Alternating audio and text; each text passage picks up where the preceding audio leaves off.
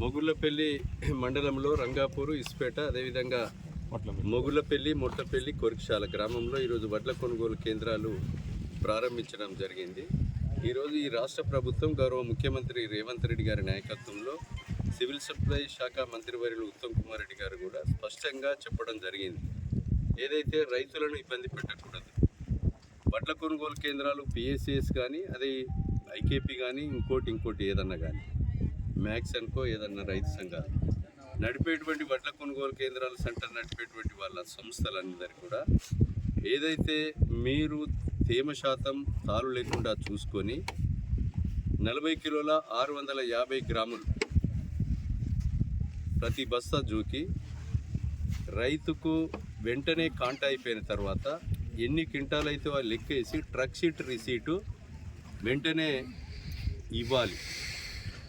రైతు భారం అయిపోతుంది. అవి కాంటా అయిపోయిన తర్వాత వడ్ల కొనుగోలు కేంద్రం నడిపేటువంటి సంస్థ ఏదైతే ఉందో వాళ్ళు ఈ యొక్క బస్తాలను కానీ, అదేవిధంగా తర్వాత ట్రాన్స్పోర్టేషన్ కానీ మిల్లుకు పోయే జిమ్మదారు అంతా కూడా వారే తీసుకోవాలి.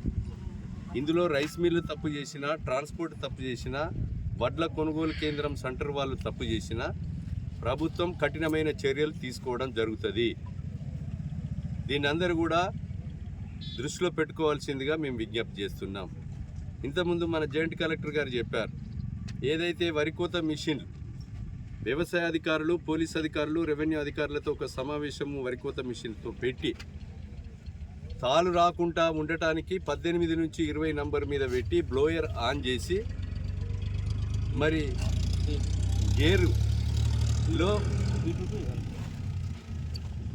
ఆన్ చేసి B2 A1లో పెట్టి ఈ యొక్క నియమ నిబంధనలు పాటిస్తే తాలు రాకుండా ఉంటుంది. ఇవన్నీ పెట్టకుండా వాడు ఏదో బరిన ట్రాక్టర్లో పోసేస్తాడు. వానికి డీజిల్ కన్జంప్షన్ కొరకు వరికోత మిషన్లు దళారీ వ్యవస్థ చేస్తున్నారు. ఇలాంటివన్నీ జరగకుండా ఒకవేళ జరిగితే అధికారులు కఠినమైన చర్యలు వారిపై తీసుకోవాలి.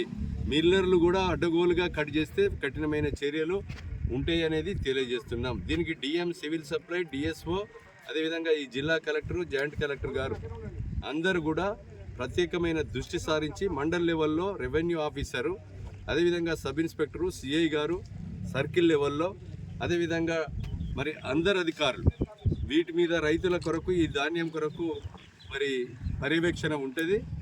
తప్పులు జరిగిన వాళ్ళ మీద కఠినమైన చర్యలు కూడా తీసుకోవడం జరుగుతుందని తెలియజేస్తున్నాం.